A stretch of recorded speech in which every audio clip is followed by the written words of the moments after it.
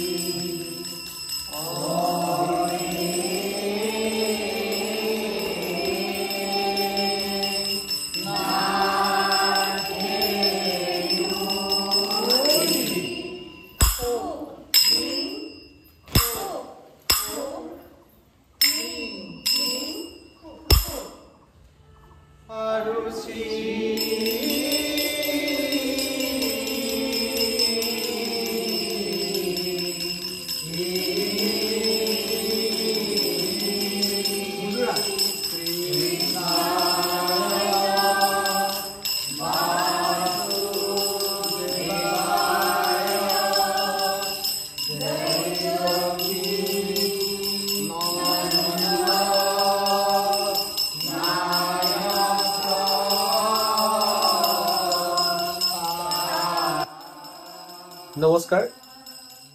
অসম সত্ৰ মহাসভা পৰীক্ষা পৰিষদৰ উদ্যোগত আৰু সূত্ৰধাৰ নগাঁৱৰ সহযোগত আজিৰ পৰা অৰ্থাৎ 7 তাৰিখৰ পৰা 3দিনীয়া কাৰ্যসূচীৰে আৰম্ভ হৈছে ওজাপালিৰ কৰ্মশালা, সত্ৰীয়া ওজাপালিৰ কৰ্মশালা, য'ত সমল ব্যক্তিৰূপে উপস্থিত আছে সকলোৰে পৰিচিত গুৰু হৰিচৰণ ভূঞা বৰগায়ন ডাঙৰীয়া, তেখেতৰ তত্বাৱধানত তেখেতৰ ছত্ৰছায়া আমি সূত্ৰধাৰে এই 3দিনীয়া কৰ্মশালাটি কৰিবৰ কাৰণে তাত আয়োজন কৰিছোঁ। আমাৰ মধ্য অসমত ওজাপালিৰ চৰ্চা আছে যদিও খুব কম, আৰু উঠি অহা প্ৰজন্মক এই ওজাপালিৰ সম্যক জ্ঞান দিবৰ কাৰণে আমি এই 3দিনীয়া কৰ্মশালাটি আয়োজন কৰিছোঁ। আচলতে 3টা দিন খুব কম সময়, তথাপিতো এটা সম্যক ধাৰণা হ'লে তাতে আমাৰ কৰ্মশালাটো উদযাপন বা আয়োজন কৰাৰ সফলতা সফল হ'ব বুলি আশা কৰিছোঁ। অসম সত্ৰ মহাসভা পৰীক্ষা পৰিষদে আমাক সূত্ৰধাৰক যি সুবিধা দিলে, আমাৰ ওপৰত বিশ্বাস কৰিলে, দিলে, তাৰ কাৰণে আমি সূত্ৰধাৰ পৰিয়ালক সঁচাই তেখেতসকলৰ ওচৰত চিৰকৃতজ্ঞ। বৰ্তমানে আমাৰ এই কৰ্মশালাটোত প্ৰায় 45গৰাকী পৰীক্ষাৰ্থী আজি অংশগ্ৰহণ কৰিছে। অসমৰ বিভিন্ন প্ৰান্তৰ পৰা পৰীক্ষাৰ্থীসকল আহিছে, প্ৰশিক্ষাৰ্থীসকল আহিছে। আমি আচলতে এটা বয়সৰ সীমা বান্ধি দিছোঁ, একেবাৰে সৰু বয়সৰ কম বয়সৰ ছাত্ৰ ছাত্ৰী আমি কৰ্মশালাটোত আচলতে অংশগ্ৰহণ কৰিব দিয়া নাই। আমাৰ পৰীক্ষা পৰিক্ষাৰ যি চিলেবাছ, সেইমতে আমি 5th year পৰা বা তাৰ ওপৰত বিষয়ত এনেকুৱাও আছে যিসকলে ৰিচাৰ্জ কৰি আছে, তেওঁলোকো আমাৰ এই কৰ্মশালাটোৰ অংশগ্ৰহণকাৰী হিচাপে আহিছে। গতিকে আমি আশা কৰিছোঁ এই কৰ্মশালাটো ফলপ্ৰসূ হ'ব, এটা সম্ভৱ ধাৰণা দিব পাৰিম আমি কৰ্মশালাৰ বিষয়ে। গতিকে আমি আশা কৰিম যে এনেকৈ আমি ভৱিষ্যতে এনে কৰ্মশালাৰ আয়োজন কৰিব পাৰোঁ। আৰু পুনৰবাৰ অসম সত্ৰ মহাসভা পৰীক্ষা পৰিষদৰ সচিব সম্পাদক প্ৰমুখ বৰবৰীয়া সকলোকে আমাৰ তৰফৰ পৰা ধন্যবাদ জ্ঞাপন কৰিছোঁ। আমি যাওঁ।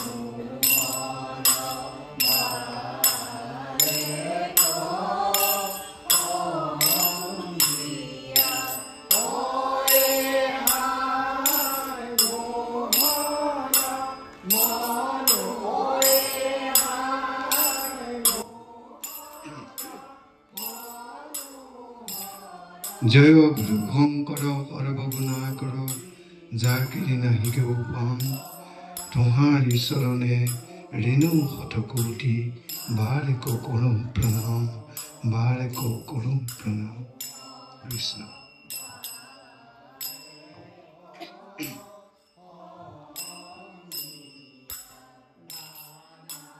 পৰম শ্ৰদ্ধাৰ আজি এই তিনিদিনীয়া কাৰ্যসূচীৰ সামৰণি অনুষ্ঠানৰ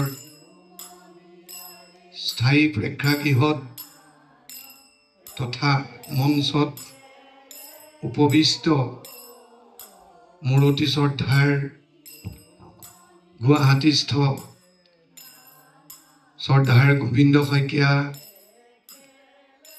বৰবায়ন সংগীত নাটক অকাডেমি বঁটা প্ৰাপক আৰু অসম সত্ৰ মহাসভাৰ পৰীক্ষা পৰিষদৰ শ্ৰদ্ধাৰ সচিব মহোদয় আৰু উপস্থিত ডক্টৰ ছাৰ এই সূত্ৰধাৰ অনুষ্ঠানৰ সভাপতি সম্পাদক প্ৰমুখ্যে সকলো কৰ্মকৰ্তা এই সূত্ৰধাৰৰ অনুষ্ঠানত সত্ৰীয়া সংস্কৃতিৰ লগত জড়িত হৈ সত্ৰীয়া ওজাপালি এই তিনিদিনীয়া কাৰ্যসূচীত ওজাপালিৰ প্ৰশিক্ষণ ল'বলৈ অহা যুৱ প্ৰজন্মসকল আৰু আজি এই অনুষ্ঠানত এই ওজাপালিৰ কিঞ্চিত ৰস আস্বাদন কৰিবলৈ অহা অভিভাৱক অভিভাৱিকাসকল সকলোলৈকে মই শ্ৰদ্ধা নিবেদন কৰিছো। ইতিমধ্যে আপোনালোকে হয়তো মোৰ মাতটোতে অলপ অলপ গম পাইছেই, মোৰ মাতটো নাই, খুব পানী লাগি আছে আৰু মই অসুস্থও হৈ আছো। যেতিয়া মোৰ লগত যোগাযোগ কৰে যে আপুনি আহি আমাৰ এই সূত্ৰধাৰ অনুষ্ঠানটোত ওজাপালি প্ৰশিক্ষণ দিবহি লাগে, মই আচলতে মোৰ এটা কথা আছে, বিশেষকৈ মই অসম সত্ৰ মহাসভাৰ পৰীক্ষা পৰিষদৰ শ্ৰদ্ধাৰ সচিব মহোদয়ৰ কথা মই আজিলৈকে মই পেলাব পৰা নাই আৰু ভগৱানে নকৰক মই ভৱিষ্যতলৈও তেখেতসকলৰ যি আমন্ত্ৰণ, যদি শৰীৰটো সুস্থ হৈ থাকে, মই যিখিনি সত্ৰীয়া সংস্কৃতি আয়ত্ত কৰিছো, আয়ত্ত কৰি শেষ হোৱা নাই, বৰ্তমান মই শিকিয়ে আছো, সেইখিনিকে যিটোৰ বিষয়ত আমন্ত্ৰণ কৰে বিলাই দিবৰ কাৰণে মই চেষ্টা কৰিম।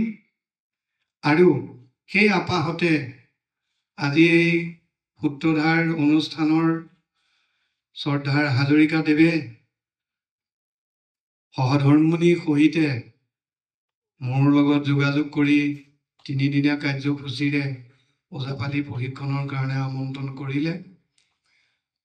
আহি ইয়াত এই তিনিদিন মইতো আচৰিত হৈছো যে যি ওজাপালি আমি সত্ৰত যেতিয়া শিকো কমেও 3 মাহ সময় লাগে আৰু ওজাপালিটোৰ ভাগ বহুতো আছে, এটা কাহিনী, তাক নৃত্য, অভিনয়, কেউটা দিশত নিজেতো গাবই লাগিব। এই গোটেই বস্তুখিনি আয়ত্ত কৰি শুদ্ধ ৰূপত যেতিয়া আমি ভাদ্ৰ মাহত গুৰু কীৰ্তনত ওজা উঠোৱা হয়, আমি 3 ঘণ্টা সময় আমি ওজা গাওঁ আৰু 3 মাহ যেতিয়া শিকা হৈছে, আজি আমি 3 দিনত ওজাপালি ইয়াত শিকাবলগীয়া হৈছে। মোৰ কিন্তু পেটতে হাত ভৰি লুকাই আহিছিল যে 3 দিনত মই কি শিকাম। এটা ডাঙৰ কথা আছে, আজি নাচ এটা শিকাবৰ কাৰণে দেখুৱাই দিলে নাচটো অকণমান পাৰি যায়, কিন্তু সুৰৰ বহুত জটিল আছে, মানে ৰাগ বিশেষকৈ ৰাগটো ইমান সহজ বস্তু নহয় গতিকে ৰাগৰ স্বৰ সাধনা কৰিব লাগিব সেইমতেদি ৰাগটো বহুত আছে গতিকে মই চিন্তা কৰিছোঁ যে বহুত ৰাগ আছে আৰু ৰাগৰ ভাগ হয়তো আপোনালোকে জানেই দুটা ভাগ আছে এটা মেলা ৰাগ আৰু এটা বন্ধা ৰাগ ওজাপালি ঝুমুৰা নাচ চালি নাচ এইবিলাকত বন্ধা ৰাগ হয় এই বন্ধা ৰাগৰ লিপিবিলাক হৈছে হেৰি হেৰিতে টানে না এনেকুৱা আৰু মেলা ৰাগৰ হৈছে হৰি ৰাম গোবিন্দ গতিকে যাই হওক মই চিন্তা কৰি এই শ্ৰী গান্ধাৰ ৰাগটো বোলো এইটো খুব সহজতে শিকিব পাৰিব এই ৰাগটোকে শিকোৱা হওক কিন্তু ৰাগটোৰ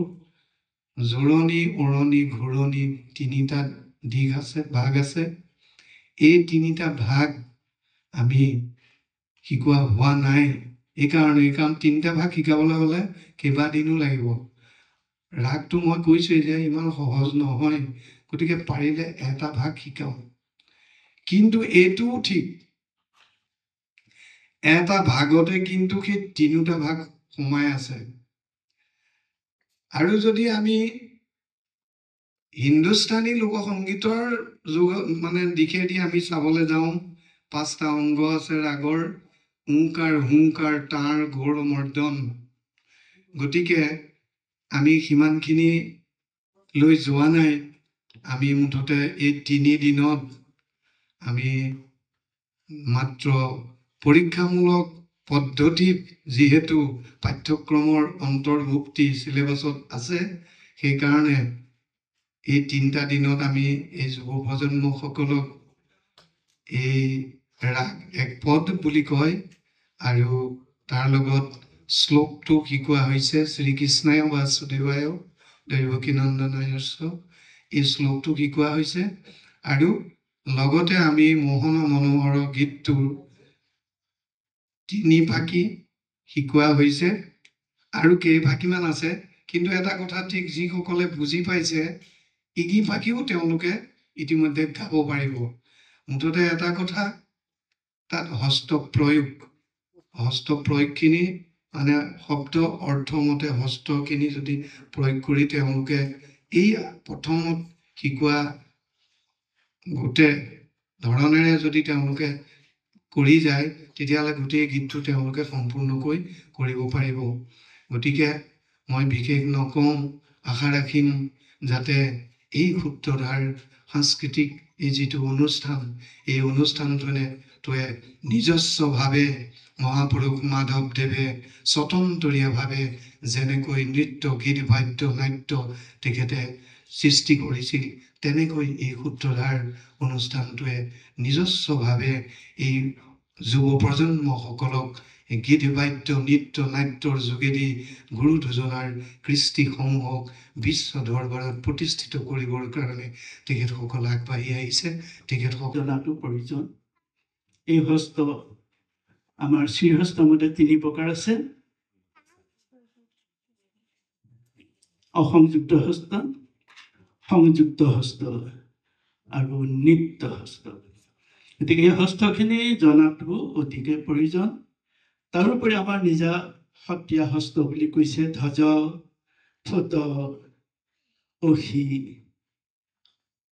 হৰা সেই আমাৰ শ্ৰীহস্তই কৈছে পতাক ত্ৰিপতাক কৰ্তৰি মুখ এই যে দুটা সত্ৰীয়া আৰু শাস্ত্ৰ এই দুইটা নামেই শিক্ষাৰ্থীয়ে জনাটো প্ৰয়োজন অসমৰ বাহিৰত যোৱাৰ লগে লগে অসমীয়া কথাৰ কোনো গুৰুত্ব নাই আমেৰিকাত যাওক লণ্ডনত যাওক অসমীয়াত যিমানেই গাই নাথাকক যিমানেই গালি নিদিয়ক একো বুজি নাপায় ইংলিছত বুজাব লাগিব যদি দিল্লীত যায় অসমীয়া মানুহখনে বুজি পাব নহ'লে হিন্দী আৰু ইংৰাজীত বুজাব লাগিব যদি এজন ভাল সংগীতজ্ঞ নৃত্য গীত বাদ্যৰ ব্যক্তি হ'ব খোজে তেতিয়াহ'লে কিন্তু মই অনুৰোধ ৰাখিম ইংলিছটো ভালকৈ জানিব লাগিব আমি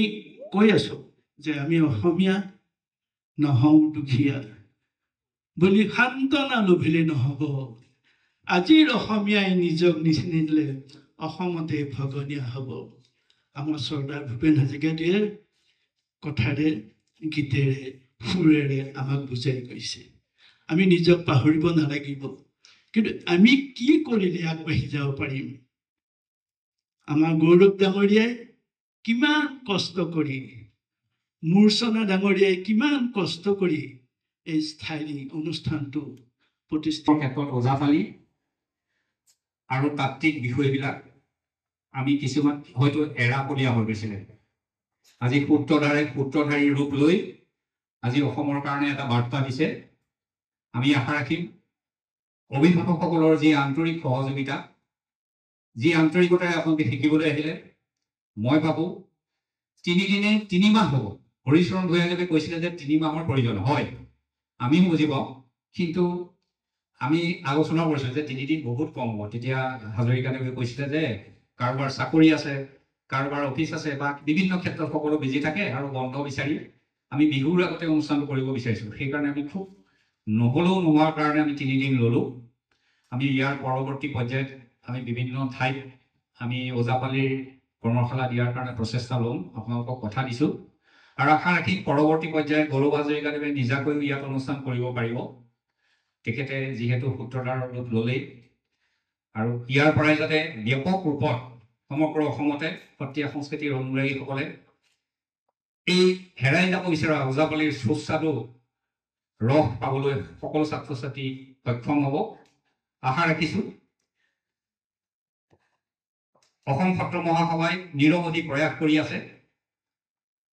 আমাৰ আগতেই সত্ৰ মহাসভাৰ এগৰাকী কাৰ্যকৰ্তা গোস্বামীদেৱ, তেখেতে মোক ক'লে ইয়াত যেতিয়া অধিৱেশন হৈছিলে 2005 চনত, তেখেতে তাতে আৰম্ভণিৰ অৱস্থাত তেখেতলোকে কৰিছিলে। মই কওঁ সিদিনা আজিৰ পৰা 5 বছৰৰ আগতে ইয়াৰ দায়িত্ব লৈছোঁ। তেখেতে মোক এটা কথাই বহি থাকোঁতেও কৈছিলে যে সঁচাই আপুনি ভাগ্যৱান, আপুনি এটা এনে মহান অনুষ্ঠানৰ নেতৃত্বত থাকিবলৈ পাইছে। মই সঁচাকৈয়ে আপোনালোকৰ পৰা আশীৰ্বাদ বিচাৰিছোঁ। এনে এটা মহান অনুষ্ঠানক সেৱা কৰিবলৈ পোৱাটো হয়তো ভাগ্যৱানহে পায়। মই হয়তো কোনোবা সময়ত ভগৱানে মোক কৃপা কৰিছে, হয়তো কিবা কাৰণে কিবা কাম কৰিব পাৰিছিলোঁ। জাতীয় জীৱনৰ বিভিন্ন অনুষ্ঠানৰ লগত জড়িত আছিলোঁ, ছাত্ৰ সন্থাৰ লগত সেই অসম আন্দোলনৰ সময়ৰ পৰাই জড়িত আছিলোঁ। ইয়াতো মোৰ কেইবাজনো বন্ধু আছে। কিন্তু নগাঁৱৰ সত্ৰীয়া সংস্কৃতিৰ ক্ষেত্ৰখনত নগাঁৱৰ অৱদান সঁচাই অতুলনীয়, সেই কথাটো মই অকপতে স্বীকাৰ কৰিম। ইয়াতে আমাৰ কেইবাটাও অনুষ্ঠান আছে। অকল এয়া গৌৰৱ হাজৰিকাদেৱৰ নহয়, নিজৰা ডেকাৰ 2টা সুন্দৰ অনুষ্ঠান আছে। প্ৰশান্ত গোস্বামী আছে আমাৰ ইয়াত। আজি আপোনালোকৰ ইয়াতে ওজাপালিৰ কৰ্মশালাত অংশগ্ৰহণ কৰিছে। তেখেতলোকে বিভিন্ন ব্যস্ততাৰ মাজত থাকিও আপোনালোকৰ লগত সং দিছে, মই তেখেতলোককো ধন্যবাদ জনাইছোঁ। আৰু তাৰ লগে লগে আমাৰ ভূঞাদেৱৰ লগত যি দুজনে সং দিলে, বিশেষকৈ শইকীয়া ডাঙৰীয়া আৰু ভৰালী ডাঙৰীয়া, দুইজনে অসমৰ বিভিন্ন প্ৰান্তত যেনেদৰে সেৱা আগবঢ়াইছে, ভগৱানে সকলোকে তেনেদৰে শক্তি দিয়ক, তেওঁলোকক শক্তি দিয়ক। আমি আশা ৰাখিম অনাগত দিনত সত্ৰীয়া সংস্কৃতিয়ে সমগ্ৰ বিশ্বতে থিতাপি হ'বলৈ সক্ষম হ'ব। আমি এইকাৰণে আশা কৰিছোঁ, আজি এটা আদৰ্শস্বৰূপ মাক আৰু তেখেতৰ সন্তানে আজি কৰ্মশালাত অংশ লৈছে। এই অৱস্থাটো আমি দিল্লী হাৰিয়ানাত থাকোঁতে দেখিছিলোঁ। গৌৰৱ হাজৰিকা নিজেই সাক্ষী আছিলে। তেখেতৰ এখন 2টা ভাষাৰ এখন কিতাপ দিল্লীতে আমি উন্মোচন কৰিছিলোঁ। আমাৰ অনুৰোধ ৰক্ষা কৰি দিল্লীত তেখেতে উন্মোচন কৰিছিলে। সেই দিল্লীৰ নিচিনা ঠাইত, হাৰিয়ানাৰ নিচিনা ঠাইত 50-55 ঊৰ্ধৰ মিষ্টাৰ মিছেছে তেওঁলোকে তাত সত্ৰীয়া সংস্কৃতি গ্ৰহণ কৰিবলৈ কেনেদৰে উদ্যম হৈ আগবাঢ়ি আহিছিলে, আপোনালোকে ভাবিলে মই ভাষাৰে ক'ব নোৱাৰোঁ। গতিকে সঁচাই ভাল লাগিছে। আজি আকৌ নতুন ৰূপত ওজাপালিয়ে নতুন প্ৰত্যাহ্বান লৈ আগবাঢ়ি আহিছে। আমাৰ এই মহান গুৰুসকলে আপোনালোকক সেৱা কৰিবলৈ আগবাঢ়ি আহিছে। আমি নাজানো তেখেতলোকক কেনেদৰে আগবাঢ়িব, আমি সহায় কৰিব বিচাৰিছোঁ, তেখেতলোকক কিমান সুবিধা দিব পাৰিছোঁ। গৌৰৱ হাজৰিকাই নিশ্চয় প্ৰচেষ্টা লৈছে, মোৰ সেই সাহস আছে, বিশ্বাস আছে। সেইকাৰণেই আজি সফল কাম হ'ল এই অনুষ্ঠানটো। আৰু বিশেষ নকওঁ, সকলো লোকে মই শলাগৰ শৰাই পৰীক্ষা পৰিষদৰ পৰা জনাই মোৰ এই চমু বক্তব্য সামৰণি মাৰিলোঁ। ধন্যবাদ।